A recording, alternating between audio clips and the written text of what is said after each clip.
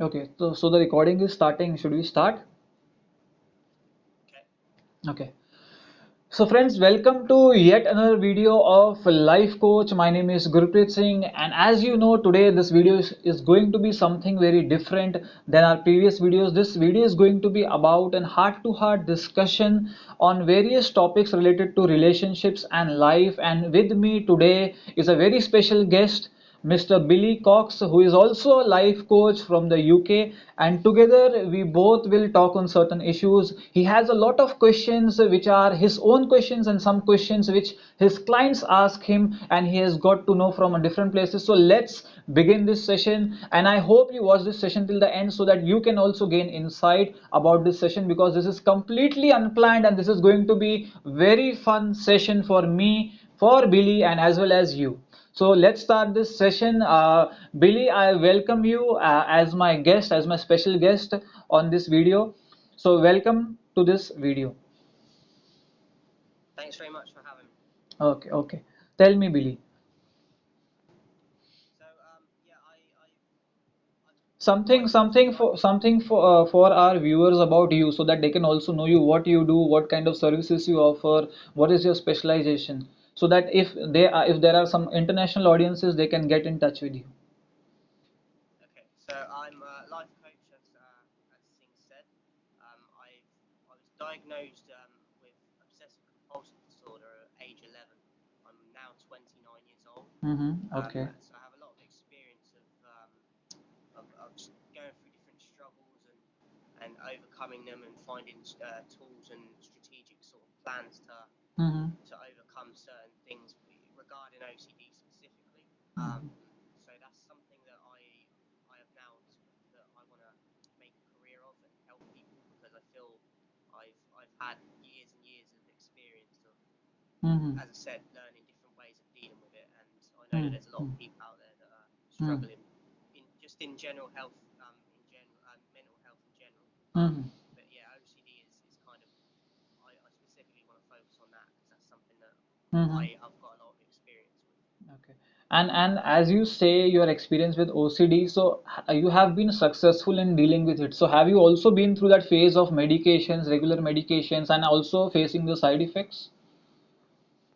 Yes, I've been on two different medications. First of all, I had a medication called fluoxetine, Mm-hmm. um, and to be honest, I wasn't really noticing any changes in terms of it helping me in any way. Mm-hmm. So I took that for a couple of months, I believe, and then they switched me onto um, sertraline, which is a stronger kind of version. Mm-hmm. Um, and I had kind of the higher end strength of sertraline in the end, which ended up, it did help, but Mm-hmm.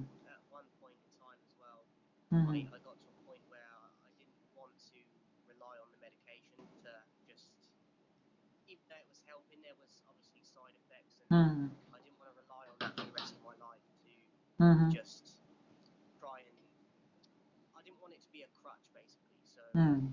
I kind of, I was, I'm not advising people to do this, but I went cold turkey with it, which I know Mm-hmm. everybody's different.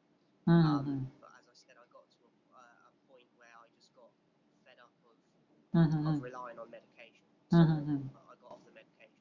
Mm-hmm. But if I would advise people, if they do that, to come off it Like gradually and gradually, not be yes, compulsive. yes, yes. It can obviously affect everyone Mm-hmm. differently. Mm-hmm. Okay. And on a personal note, are you like married, single? You live with your parents, and what is the kind of setup you are at your house right now, and what Um, was? I'm Mm-hmm. I'm not married. I do Mm-hmm. have children, and they live within very close proximity of where I live. Mm-hmm. So I basically walking distance. I still live with my parents, Okay. mainly because of kind of career choices and jobs. Mm-hmm. Also because of lockdown as well at the moment over the coronavirus stuff Right. going on. Right. Right. Uh, so yeah, I do have children of my own, Mm-hmm. but they don't live with me, but they're very close to where I live. Okay. And just 2 minutes before we wrap up with this part of the session and then begin with the main concern, what was the major side effect or the challenge, specifically the challenge which you had while facing your obsessive compulsive disorder, and how did it impact your life? so that when people who have OCD, they listen to this video, they can have like connect with you. So I suffered majorly with anxiety, which Hmm. everyone will know with mental health is a big thing anyway. Hmm. Um, but specifically, I would take, if I had to take a shower or a bath, I Hmm. would spend a very long time in the shower, Hmm. because my main thing was hygiene and feeling clean. Hmm. So I would spend a long time in the shower, and Hmm. also when I went to the toilet, the amount of toilet paper or Hmm. tissue that I would use, Hmm. um, Hmm. I would use a lot of tissue.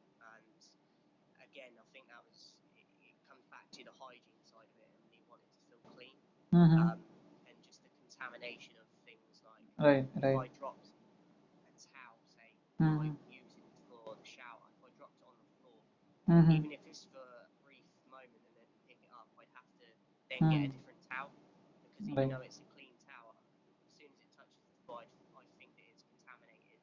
And so Hmm. my main thing was the hygiene side of it. Mm-hmm. And these issues are no longer affecting you in the times of Corona right now? So they're still there, but the showering I've got down to probably half or more of the time I was spending in there originally. So Mm-hmm. showering is not anywhere near what it used to be. I still do use quite a lot of toilet paper and tissue when I go to the toilet, but it's not. It goes through different cycles with that. Sometimes it's not as bad as it used to be, and then when certain things happen that's not to do with anything with the toilet, certain things in Mm-hmm. life, whether it's a relationship or Mm-hmm. an illness or something, then it Mm-hmm. seems to trigger it a bit more, and that's when it Mm-hmm. sort of spikes a bit. Okay. And talking about the relationship part, did possessiveness also affect you whenever you were in the relationship? Sorry, can you repeat that? Uh, with respect to relationship, did being over possessive, did it affect you in your relationship? Were you over possessive? Yeah, I I do think it has affected my relationships. I'm Mm-hmm. not with my children's mother now. Mm-hmm. It's not to the point of where we have hate for each other or anything, but I've got a lot of um, I think like commitment anxiety Mm-hmm. in Right, right, relationships. Like right. I sort of don't Mm-hmm. necessarily believe in things like marriage and things, Mm-hmm. and also I don't know. I think it's the commitment side, Mm-hmm. and then I'd question myself a lot when we were together, Mm-hmm. like do I love her or and stuff like that, because I've had that with other people as well before I Mm-hmm. met her, different Mm-hmm. relationships. So Mm-hmm. it's always something that's been there, and Mm-hmm. I've always been quite a introvert as a person. So Mm-hmm. just in terms of friendships and stuff as well, it's kind of something that I've always had a kind of barrier. Mm-hmm. Okay. So, because when you describe me your issue, it gives me even more insight to ask you some questions. Okay. So there is one question coming up. Does this fear of commitment, does it come from like is it like fear of getting hurt in the future, or fear of being abandoned, or fear of being alone or lonely, or fear of being cheated, or was it, is it connected to any such fear? Um, I, I think I've got trouble with. I don't really know the issue behind it, but like from my Mm-hmm. side, it's showing my feelings to someone, like and Mm-hmm. opening up fully. Mm-hmm. And I've had different stages where I I get anxiety about they cheated on me and things. Mm-hmm. But I think a lot of it was more from my side in terms Mm-hmm. of uh, More of assumptions, feeling, assuming things. Mm-hmm. yeah, sort of feeling vulnerable to opening up more and just exposing myself a bit more, I think. Mm-hmm. Okay. And last question is that do you find the roots of your OCD, is it like hereditary, or coming from your parent side, or is it something related to your childhood because you had it from a certain age? So is there any event which triggered it? I don't believe it's. I, I think it's hereditary, to be honest, because Okay, I've okay. when I was diagnosed with it and stuff, and my diagnosed, my mum was the one that found out what I had as OCD. Mm-hmm. So she searched the different things I was doing, and obviously it matched up with like the compulsions and the obsessions. Mm-hmm. But then we sort of, I asked her, or like, have you ever done these sort of things? And she's like, she didn't feel that she had, but when I asked my dad, he felt like, or she felt that he had the same things. And then as I've spoke to him over the years, he seems to think he used to do certain things and Mm-hmm. get anxiety with certain things close to Mm-hmm. what I would do as well. Okay, okay. So thank you, Billy, for like answering some of your personal questions also, because but this could be very insightful for some people who have OCD. So let's begin with your questions. It could be related to life, and it could be related to relationships, even related to marriage. And I will try my level best to answer these. And where I can't answer your questions, then we could have a healthy discussion and a small debate on the same. Okay, so the first one is on Hmm. relationships, basically, Hmm. because specifically because of the coronavirus stuff at the moment, a Hmm. lot of people are kind of captive in their house, if you will. Yes. There's going to be a lot of people that maybe suffer with domestic abuse and things like that, but Hmm. also people that maybe have a healthy relationship before the coronavirus stuff happened and the lockdown, that are Mm-hmm. now struggling because they're in close proximity and close quarters with their partners. Mm-hmm. So I'd just like to hear what you'd feel like for anyone who's out there who's struggling as couples. Mm-hmm. Um, how to sort of get around that at the moment, especially if they're not used to Mm-hmm. having that much time in close quarters, because they're usually Mm-hmm. both out doing jobs and stuff. Right, right. Okay, so there are like two views on this, because just lately on one of a group related to psychology, there was a girl who posted a message where I had a conversation with her. So she posted that I need help with dealing with a person who is close to me and who is powerful than me, and he is creating havoc for us in the family, and I need how to manage my anxiety related to my closed one safety. So she did not disclose, but later on she disclosed it is her mother, for which she has fear of her safety, because the father, he's maybe an addict, or he's like kind of an harassing person. So now she asked me how should I deal with such a person. And now this has been a story even before coronavirus, but the coronavirus has created such kind of a struggle that these two people have to stay with each other. Okay. And specifically what I have seen, see, I am answering this irrespective of coronavirus or no, everyone who faces any kind of domestic violence. Okay. Every time the person keeps quiet, every time the person accepts the behavior, every time the person tells herself or himself that I am the person who is at fault, or maybe there is something not good, there is something wrong with me, or maybe I am not a good wife, I am not a good husband, I am not a good daughter, I am not a good son. And whenever they say this thing, okay, first of all, before giving feedback to other person, okay, when you give feedback to your abusive father or mother or brother or whatever, so that feedback is going to give them strength. One is this, okay. Second is, whenever you give this feedback, critical feedback to yourself, that you are not right, you are wrong, you are meant to suffer, or maybe God wants you to suffer, or maybe this is what your life is meant to be. When you say all these things to yourself, then you are creating weakness for yourself. Okay. One thing is uplifting the other person, okay, uplifting the person who is actually abusing, and then downgrading yourself, which is the victim. So this creates a very big gap in between. So the abuser becomes stronger day by day, okay, and the victim becomes weaker day by day. Okay. So we cannot really control our feedback which we give to the abuser, because we are attuned in that same manner from maybe our childhood, or maybe we have learned the same thing. But when it comes to giving feedback to yourself, at least one sane person, okay, because in this case there was the daughter says that we cannot leave the father alone, because the father is highly dependent on them. Okay. Now whenever, see, it's like you don't want to reply back to the accused or culprit, because you feel that he will become a victim or he will not be able to take care of himself, then you come in guilt. And when people are guilty, they become people pleasers. They will go to any they will go to we'll say they will travel any distance to please that person, even if that person is not behaving well with them. Okay, so at least there should be one sane person. So what was my advice to that daughter was that you have to decide that whether that one person is suffering or whether all of you suffer.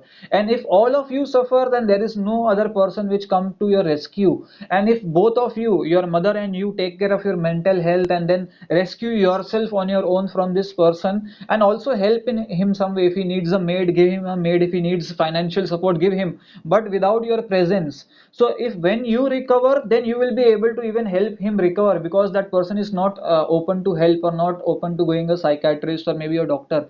So first of all, people who are subjected to all these things, my message for them is that if you really want to help the other person, because I can assure you, my experience has been, many people who take abuse from a person are actually feeling guilty to withdraw from that person, because there is some sense of commitment or love or so-called maybe family traditions or social values, ethics, morals, from which they are bound to not leave the person. Okay, and because of this they practice out of guilt.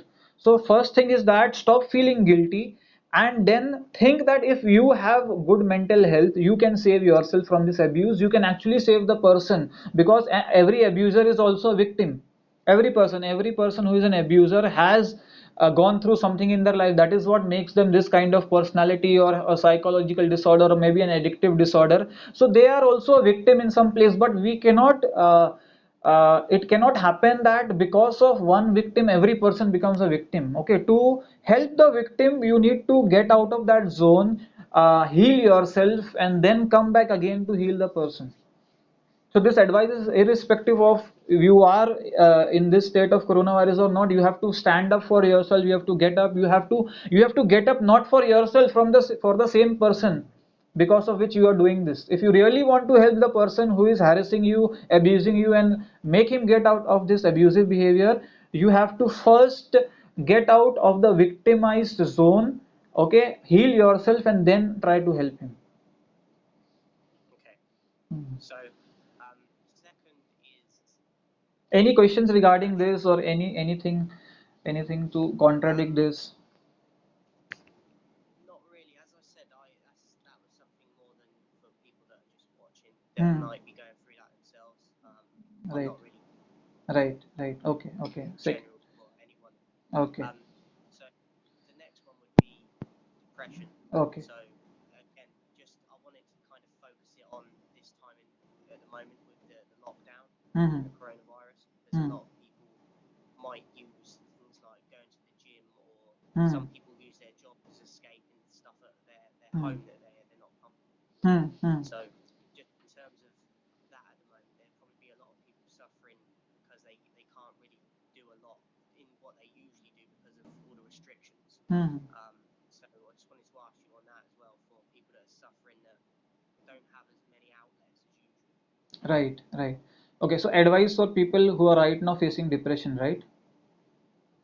Yeah, that are suffering with the lockdown basically Okay, and can't lockdown and escape. okay, okay, no, can't escape. Okay, so again, see, again, my answers are irrespective of this time, because I truly believe that circumstances should not dictate uh, your cope-up mechanism. Okay, what you're talking about is cope-up mechanism, and if our cope-up mechanisms or coping skills are influenced by circumstances, then there is something wrong which we are doing. Why? Because then our depression will become seasonal. Okay, it could be that in some times when we are surrounded by a lot of people, we tend to feel like, okay, I'm not depressed right now. Okay, like I am off medications, off counseling, and I'm like all by myself. I don't need anyone. Like I'm like truly I have like evolved.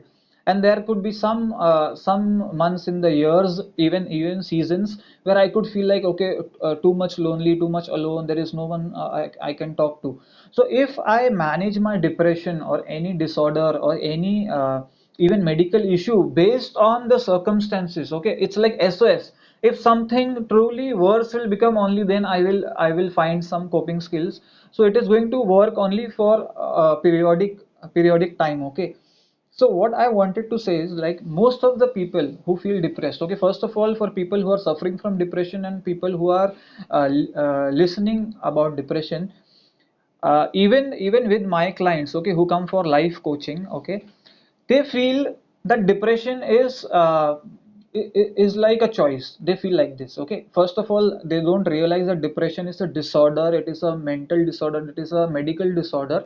And when we always use the word mental, because I'm in India, specifically to India, whenever you word they use mental, they mean mental means a person with psychosis, okay, a person with severe psychosis, okay. Mental, okay, mental means related to the mind, okay.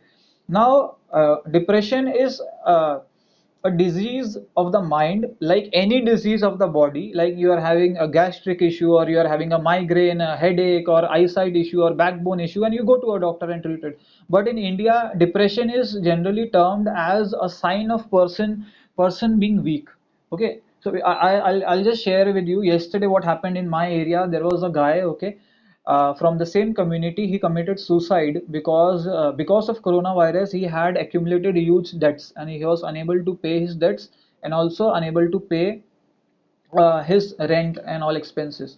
Now, some people are really empathizing with this guy.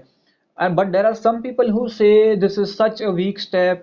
He's such a foolish guy who suicides because of coronavirus, and he's really a mad person, or they are judging him in all sense. Okay, but only the person who suffers from such a thing, okay, he knows or she knows what is the experience like. Okay, for other people it is a matter of choice. People think being depressed is like, I choose to be depressed, okay. Maybe they have good cope up skills, maybe they have a lot of people around them, maybe they never had a dysfunctional family, maybe they never suffered financial losses in their business, maybe they never had relationship breakups, maybe they have a spiritual backup, or some other way of cope up. They have so many things, and the other person, who he doesn't have this, okay. The only thing comes down to is education and awareness, okay. One person was lucky enough to have that environment where he was aware, and he was informed about such a disorder, or maybe preventive measures, and some person was not. So first of all, to all the viewers, depression is not a choice. Depression is not just sad mood. Depression is not just feeling low all the time. Depression is not just feeling lonely. Depression is not just seeking attention. Okay, it is actually a disorder of the mind which will require medications to some level. Okay, not just medications, it will also require people with motivational sessions, life coaching sessions, counseling sessions, even therapy sessions. They will require so many things, okay, to come out of depression. Okay, now one thing specifically with depression, when right now in the times of coronavirus, people should always have their coping up skills in place. Even those people who don't have it right now, they should learn one thing about this, is that if you don't have people to talk to, okay, find a person who, even if it is not your father, it's not your brother, it's not your mother, it's not your sibling, okay. Even if it is some person, it could be a counselor, it could be a life coach, psychologist, any professional, and it could also be a person whom you confide to, or just a friend of you, where you can just clear off and share your feelings, okay. Whatever you feel, what are your goals in life, and what things make you feel low, and all these things needs to be communicated, okay. Because everyone needs a support system. We are humans, okay. We will require support system. Even with all the coping up skills, we cannot say that we can live all in this life all alone without anyone's support. Even because you told me you are not living with your partner, but still there could be times when you are meeting your partner, or maybe talking some family affairs, or maybe having some healthy discussions, or it is there. Completely isolation is going to actually make it worse.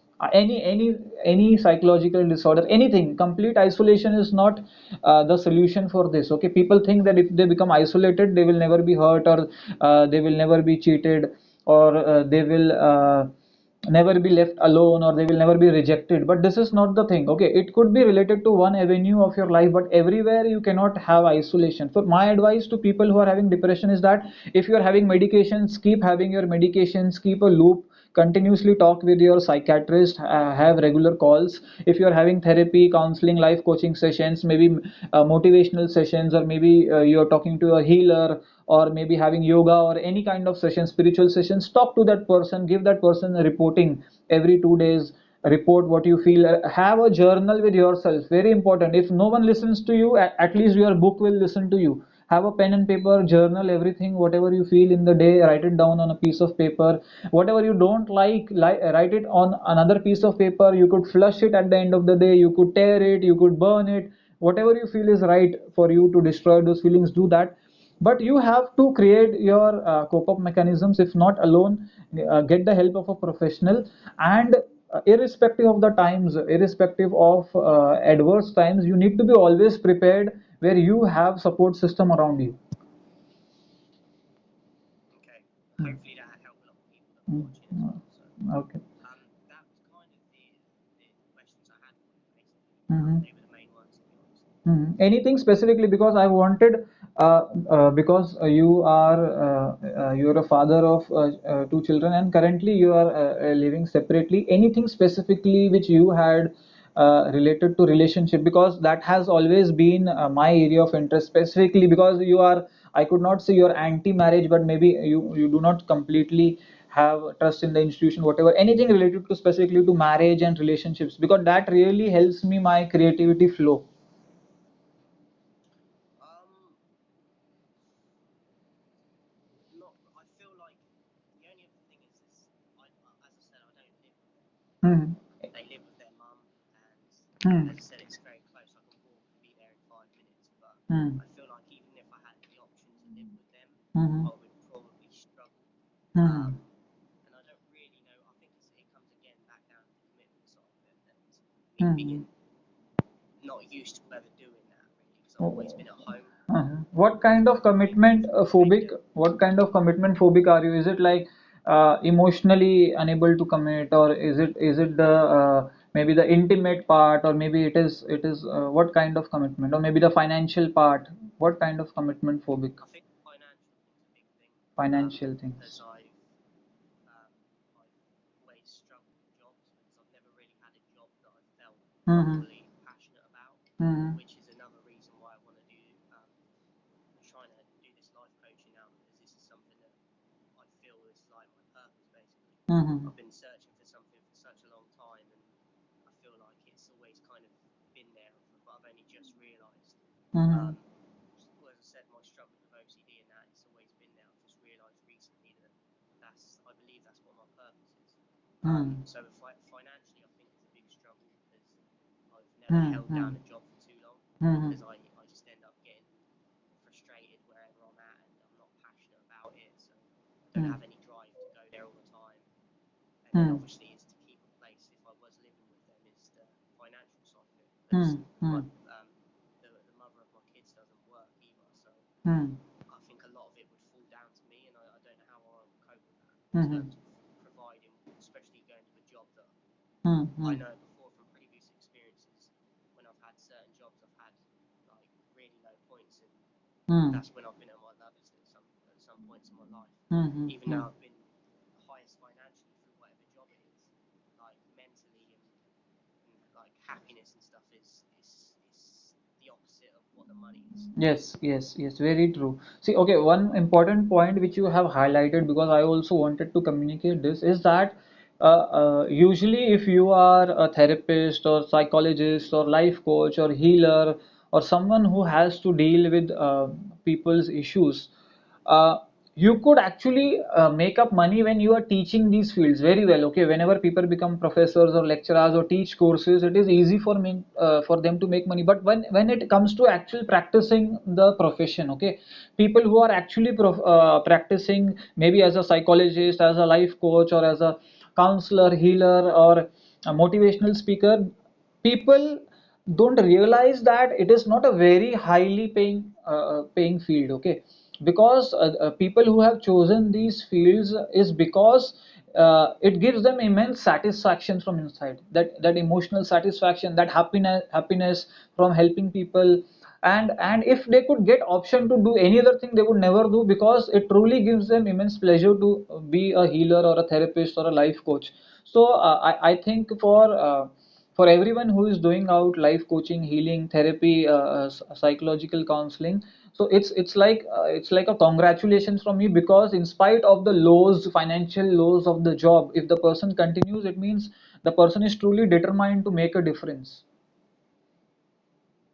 Okay, one question related to the commitment part: is your commitment, fear of commitment, because of failing other people, of or being injustice in doing injustice to other people, or is it coming from that you don't want confrontation? Like, what out of these two? I think a bit of both, to be honest. I Mm-hmm. think the confrontation side, I think that there would maybe be a lot of arguments because we're Mm-hmm. in close proximity and I'm not used to that. Mm-hmm. But also, like, I've become accustomed to Mm-hmm. kind of just appreciating my own time and not Mm-hmm. um, always being around other people. So I think I have a fear of that, like not being able to escape and go back to that. Mm-hmm. Um, Okay. and also, like you said, is the pressure of letting people down as well. Mm-hmm. Right, right. Okay, I would really want 5-7 minutes more from you, because I want something specifically to relationship. Again, you have not kind of satisfied my hunger for for that subject, because something related to, maybe it could be just 5-10 minutes more maximum, something related to specifically to relationship. It could be infidelity, it could be marriage, it could be communication in relationship, anything, something related to that, where if you can just use your creativity. So because I want really to answer something related to it. Uh,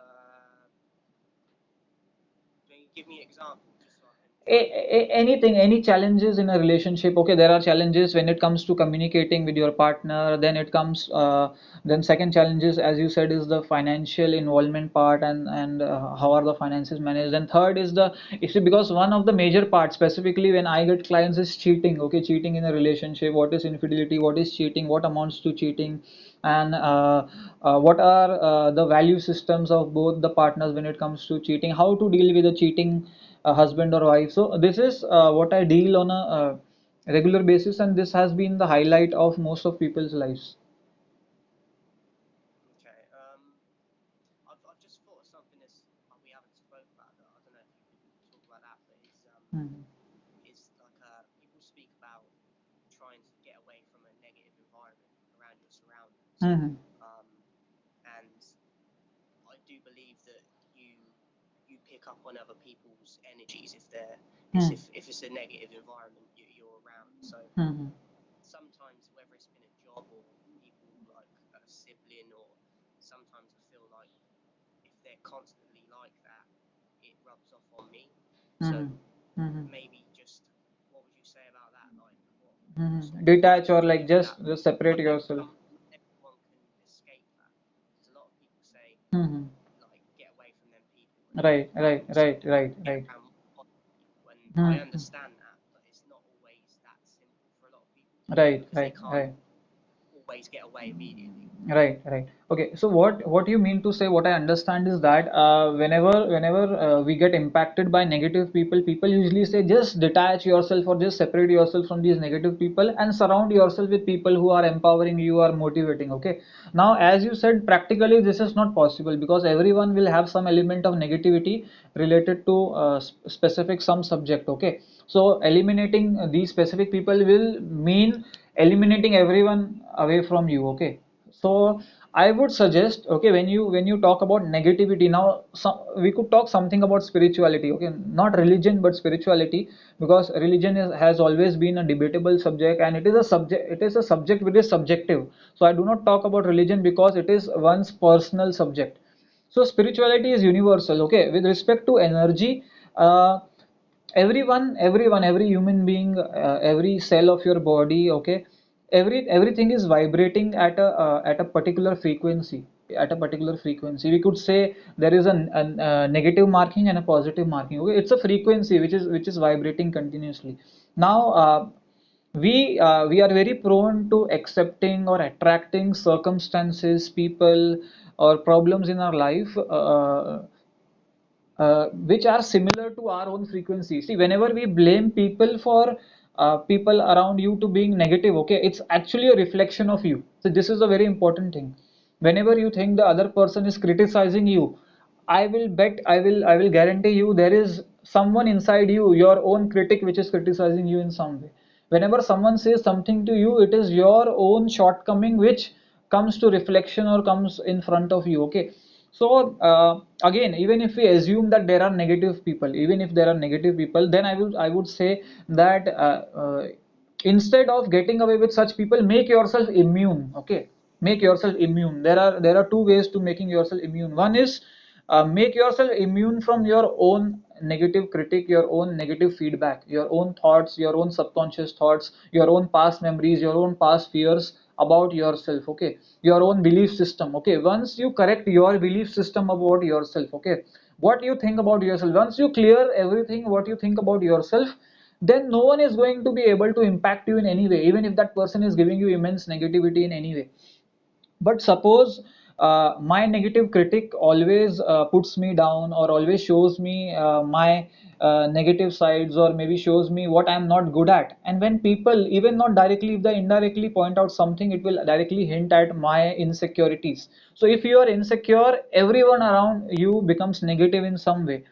Second is when you really feel that there is a thing called negativity or negative energy, or someone is like black energy, someone is like kind of putting you down with this energy, something like this, then comes into the spiritual part. First, we let us assume that you are negative, and then you assume that people are negative. This is first, so you correct yourself. Second, we assume that people are negative, you are not negative, people are negative, and you get burdened or you get affected by this negative energy. Then here comes into practice that you there is something called as aura, which we say every human being is surrounded by their aura. It's their spiritual, we could say spiritual shell, which allows or disallows information to get inside them. Okay, okay. So if there is some people in your life who gives you negativity, it could be that you have a weak aura. Okay, again, weak aura is also affected by your thoughts. So then everything comes to your thought, your belief system. Okay, if you have a very dysfunctional belief system about yourself, or you have certain assumptions about yourself which are not true, then it is going to weaken your aura. One way to strengthen your aura is to actually meditate regularly. Because I recently shared a video of meditation on my YouTube channel. Every day, consciously give at least 15 minutes, 10 to 15 minutes of your time to meditation, reflecting on your breath, focusing on your breath. Maybe if you do mantra ucharan, or maybe listen to something, or maybe it's a music or something, but consciously travel on something other than your thoughts. Okay, we every day we travel on your thoughts, we like surf on our thoughts, but I want you to surf on something which is completely neutral, like your breath, which comes in, goes out, and just surf on it for some time. And when you connect with your inner self, you get clarity. Okay, when we meditate, what happens is that we know what we are. Okay, slowly all the misconceptions about us, they start disappearing. Okay, and then our aura becomes stronger, and then we are immune to negativity, and then we have good belief system, and again we are more immune to negativity. So it could be done on the spiritual way also, then it could be done from the way where you are actually paying attention to your thoughts, and then trying to change those thoughts. But again, if you meditate every day, it will happen automatically without you trying very hard to do this. Okay. I think that's about it. Okay, okay. So, Billy, thank you so much for being with me for these few minutes and sharing your insights, making me learn so many things, helping me express myself. And I hope our viewers also liked this session. So, viewers, if you liked this session, if you liked, and if you want more of these sessions, if you want more of these recordings and more of these discussions, and if you have any specific topics where we could discuss, you can just give your comments in the comment section. If you want to follow Billy, I will share his details in the comment section, in the description section. And Billy, thank you so much. We could end the session, Thank right? you very much for having me. Okay. So have a nice day. See you soon. Bye.